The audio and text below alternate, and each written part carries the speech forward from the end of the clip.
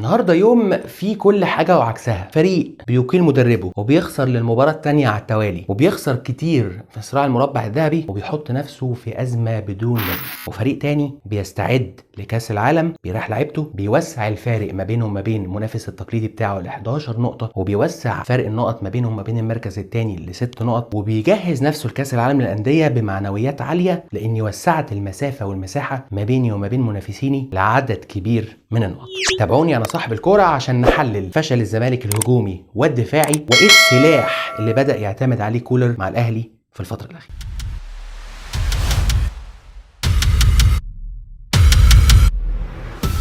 طيب مبدئيا نتكلم عن الزمالك. ليه الزمالك النهارده كان سيء هجوميا وكمان كان سيء دفاعيا. هجوميا هتلاقي ان الزمالك 1 2 3 4 بس فوق الكوره. متفهم فكره ان انت بتلعب 3 5 2 والمفروض ان انت تبدا تطير الوينج باك بتوعك. الوينجرز بتوعك اللي هم مصطفى شلبي وزيزو بينفذوا ادوارهم، دول الوحيد اللي يمكن بينفذوا ادوار المنظومه. ايه هي؟ ان هم الاثنين بيستلموا الكوره في عمق الملعب، هم الاثنين انسايد وينجرز، بيضموا هم الاثنين في القلب. ليه؟ عشان يحطوا ضغط في منطقه عمق الملعب. فاولا يبقى في فرصه ان الزمالك يخرج من العمق، ثانيا المفروض ان عمر يشد وهنا سيد عبد الله يشد الملعب من الناحيه الشمال. لكن هل ده كان بيحصل؟ الاجابه لا. هم هنا هتلاقي 3 بس فوق الكوره، الاثنين بيضموا في قلب الملعب بس مفيش حد بيفتح على الاجناب، فبالتالي مفيش حلول قدام لعيبه الزمالك. بص معايا في الحاله اللي بعد كده هتفهم الفكره. زيزو استلم، الراجل ده طلع عليه 1 2 3 4 5 من المحله، مفيش غير 3 بس من الزمالك. طب زيزو لما يستلم الكوره هيعمل ايه؟ هيعدي في موقف 1 ضد 1، ما ده هيقرب وده هيقرب، ففي النهايه مفيش حلول. مفيش لعيب يقدر يخترق مثلا في المساحه دي. لما الراجل ده ساب مكانه وخرج على زيزو مفيش لعيب يعمل المفاجاه في التحرك. عشان كده الزمالك كان اليف قوي هجوميا. لحظه بناء هجمه بقى من تحت من مناطق التحضير، 1 2 3 4 5 6 7 لعيبه، 8 لعيبه كمان في وسط ملعب الزمالك. بس احنا بنتكلم عن ال6 7 اللي تحت خط الكوره. انت ازاي هتقدر توصل لقدام وانت في 6 لعيب اكتر من نص الفرقه تحت؟ بص المساحه دي معايا، مفيش هنا لعيب واحد يوحد ربنا ينزل يطلب الكوره. الراجل ده ما يضمش في القلب هنا عشان يجبر اللعيب ده انه يمرر له، خصوصا ان مفيش حد في المساحه دي. فين زيزو هنا اللي المفروض ينزل يستلم من تحت عشان يقدر يطلع الفرقه؟ مفيش حد بينفذ ادواره. بس في النهايه اسهل حاجه ايه؟ شيل المدرب. بص معايا، زيزو هنا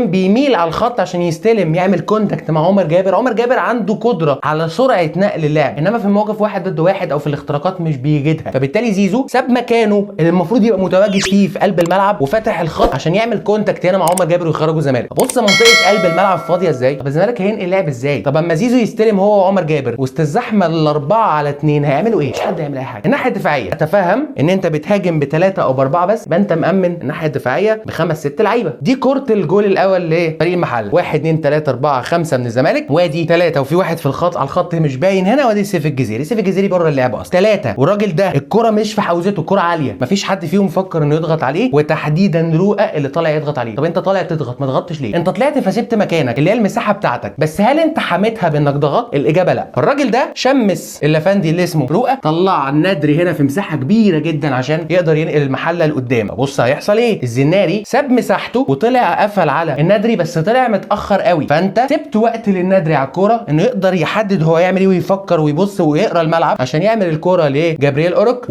وخط دفاع الزمالك مش على خط واحد، يعني كل دول في حته وحسام عبد المجيد في حته، وحسام عبد المجيد كسر الاوفسايد، وعواد يجي يسهل الدنيا تماما بدل ما يقف ويسيب لعيبه الزمالك تحاول انها تضايق الراجل، او الراجل على الاقل ياخد 3 4 خطوات، فكل ده يعمل له دربكه شويه في افكاره. لا طلع بدري جدا وباع القضيه. جول سهل جدا للمحل. بص معايا نفس الكلام، 1 2 3 4 5 اللي هم 5 2 3 زي ما احنا متفقين. مصطفى شلبي راجع بس ما بيعملش حاجه، زيزو راجع بس ما بيأمنش هنا. المفروض ان زيزو كان يأمن هنا. ليه؟ عشان هنا لما حميد ماو استلم الكره طلع عليه امام عاشور، هنا الشيخ لما ضم في قلب الملعب عمل مفاجاه لوسط ملعب الزمالك، فاضطر هنا رؤى انه يسيب الراجل ده ويخش يضم في القلب لاحمد الشيخ، فالراجل ده بقى لوحده تماما. هنا الشيخ مجرد ما عدى بدا عبد الغني يسيب مكانه في قلب الملعب ويطلع على احمد الشيخ. فبص هيحصل ايه؟ جه النادري سرق المساحه اللي ورا مصطفى الزناري، استغل المساحه اللي سابها عبد الغني لما طلع على الشيخ، انفراد بعواد، جول. اللي حصل في الشوط الثاني بقى هو ده اللي المفروض كان يحصل من اول الجيم، وهو ده المفروض اللي يحصل في الكام مباراه اللي فاتت، باستثناء طبعا مباراه الاهلي لان دي ليها حسابات ثانيه. هنا نيمار وهنا زيزو الاثنين عاملين جبهه ثنائيه على المدافع، وهنا امام عاشور رايح يقفل على الراجل ده عشان يحط تفوق عددي للزمالك في خط الملعب او في الطرف لناحيه الزمالك. هتلاقي هنا سيف الجزيري وهتلاقي مصطفى شلبي بيضم في قلب الملعب عشان يطلع عبد الشافي اللي مش باين في الكادر. عبد الشافي هو اللي بيستلم الكره العرضيه جوه منطقه الجزاء فريق المحله، لكن مفيش حاجه اللعيبه عارفاها ولا قرارات واضحه. ده مستسلم للرقابه وده مستسلم للرقابه. اللعيب الوحيد اللي ممكن يتيح لعبد الشافي حل هو تحرك امام عاشور اللي دايما بيروح على الزون 14 مستغل قدراته على التسديد.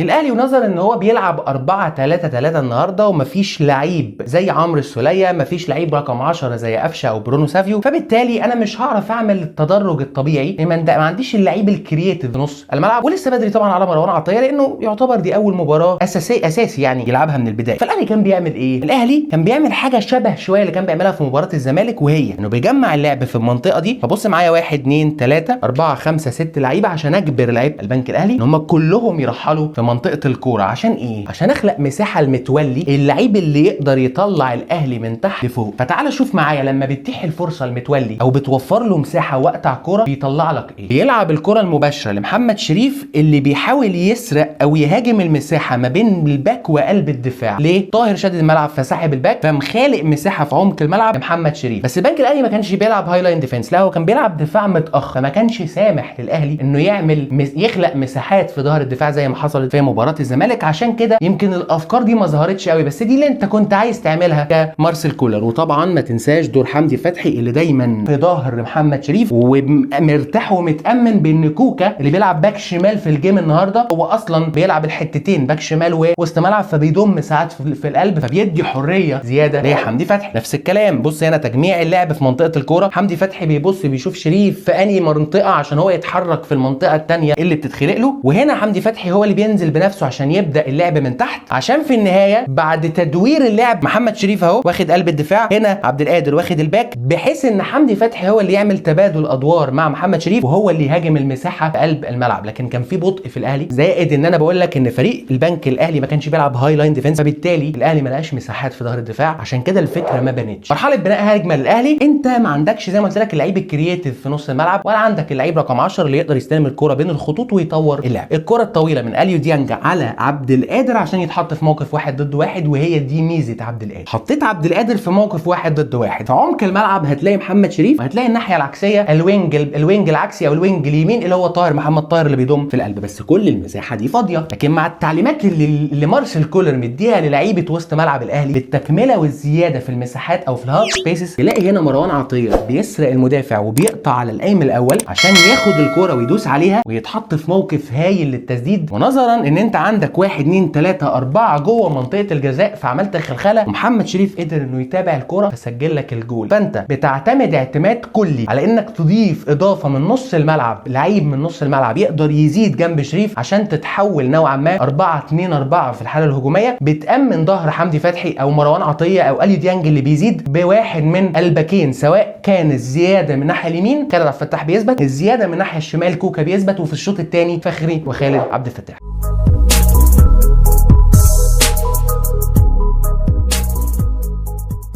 انتهت حلقتنا النهارده، اتمنى الحلقه تكون عجبتكم. لو عجبتكم الحلقه ما تنسوش تعملوا لايك للفيديو، سبسكرايب للشانل، وفعلوا الجرس عشان كل فيديوهاتنا الجديده توصل لكم.